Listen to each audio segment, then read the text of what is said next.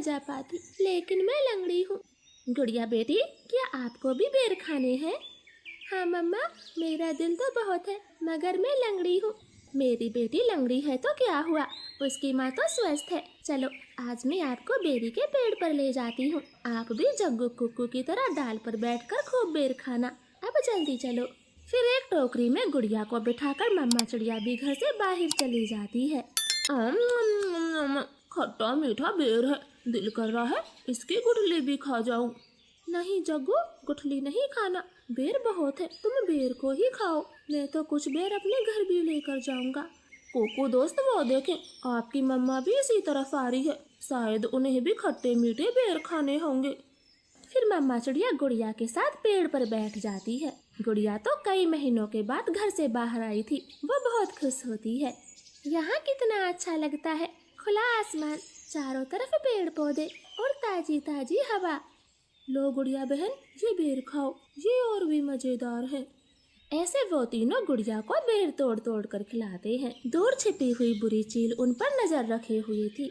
अरे वाह, एक साथ चार चार शिकार है, किसी एक का खात्मा तो हो ही जाएगा, बड़ी तेज भूख लगी है। फिर वह बुरी चील धीरे धीरे बेरी के पेड़ तक पहुंच जाती है और एकदम से उन्हें घेर लेती। जग्गू और कुक्कू तो डर के मारे मम्मा चिड़िया के पीछे छिप जाते हैं। सब ऐसे ही खड़े रहो, अगर एक भी भागा तो कच्चा चबा जाऊंगी, बड़ी तेज भूख लगी है मुझे। नाना चील जी, हमें जाने दे, हमारी जान बख्श दे, छोटे बच्चों पर रहम करें। नाना चिड़िया, किसी एक को तो अपना शिकार बनाकर ही खाऊंगी। चील उनके सामने बैठी थी, तभी धीरे से जग्गू कौवा कुक्कू के कान में बोलता है, कुक्कू दोस्त, इस चील को गुड़िया को सौंप देते हैं, वैसे भी गुड़िया लंगड़ी है, ये जी कर क्या करेगी, कम से कम हम तीनों की तो जान बचेगी। जग्गू की ये बात सुनकर कुक्कू तुरंत अपनी माँ से बोलता है, मम्मा मम्मा, गुड़िया को यहीं छोड़ दो और चलो यहाँ से, हम अपनी जान बचाते हैं। हाँ भाई, ये भी ठीक है, मेरा काम इस लंगड़ी चिड़िया से ही चल जाएगा, तुम सब चले जाओ। चील ने इतना कहा ही था कि तभी रानो चिड़िया जोर से चील को धक्का मारती है और पेड़ से नीचे गिरा देती।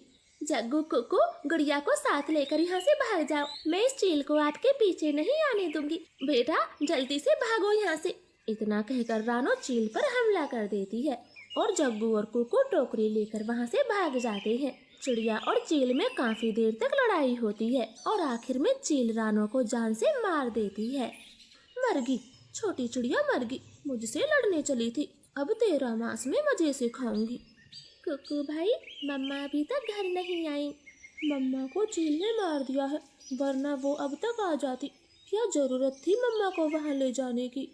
भाई, अगर हम वहाँ ना होते तो वो बुरी चील आपको खा जाती, आप ऐसा क्यों बोलते हो? नहीं, हम चील के हाथ कभी ना आते, वो तो तुम साथ में थी, इसलिए मम्मा ने चील से लड़ाई करने की सोची। तुम लंगड़ी थी ना, माँ को तेरी वजह से मरना पड़ा, अब तू ही माँ की हत्यारन है, समझी? ऐसे कुक्कू तो गुड़िया को ही दोषी ठहराता है। अब गुड़िया का ध्यान रखने वाला कोई नहीं था। कुक्कू सारे सारे दिन बाहर घूमता फिरता, वो लंगड़ी बहन का बिल्कुल भी ख्याल नहीं रखता, चाहे वो भूखी हो या फिर प्यासी हो। भाई, सुबह से रात हो गई है, आप मेरे लिए कुछ खाने को नहीं लाए? जंगल में भोजन की कमी हो गई है, अपना पेट भरना ही बड़ा मुश्किल है, ऐसे में तेरे लिए दाना कहाँ से लाता? ऐसा बोलकर कुक्कू तो सो जाता है। गुड़िया को पूरी रात नींद नहीं आती, क्योंकि वो तो कई दिनों से भूखी थी। मम्मा मम्मा, अगर आज आप जिंदा होती तो मेरा कितना ख्याल रखती, अब तो मुझे भी भूखा सोना पड़ता है, मैं क्या